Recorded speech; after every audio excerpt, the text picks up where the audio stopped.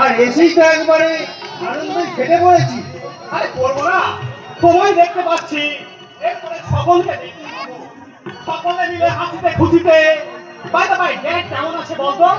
মোটেও ভালো নয়, কারণ আমাদের শান্তির তপবনে আজ অশান্তির ঢেউ আসে পড়েছে।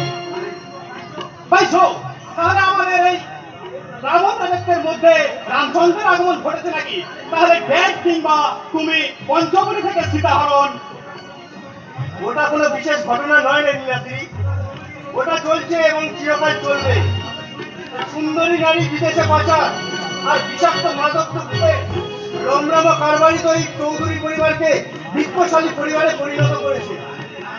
তাহলে সেই রাজ পরিবার হঠাৎ মধ্যবিত্ত পরিবারে পরিণত হলো কেন? কোন ভূত বা পাপে আকাশের ধূমকেতু ধরনের ধূমকে আছড়ে পড়তে চলেছে? সেই ইতিহাস শুনতে হলে তুই বাবার কাছেই শুনি। তুই মনে রাখ, আমি তো বলছার বাবাকেও চরম অপমানিত হয়েছে এই গ্রামের এক গলির দুর্গার কাছে। Wow, what a surprise! তাহলে কে সেই মানবী দেবী দুর্গা? এই গ্রামের সদানন্দ ব্যানার্জির একমাত্র মেয়ে পার্বতী, ওরফে পারু। কি ব্যাপার, হঠাৎ করে তুমি পার্বতী ধ্যান করতে শুরু করে দিলে কথা? আরে ছোটদা, তুই কখন এলি? নাও, দেখ তোরা কেমন আছিস বল। আরে ছোটদা, আমি যদি খারাপ থাকি তাহলে এই শিমুল তলায় কেউ কখনো ভালো থাকতে পারবে না।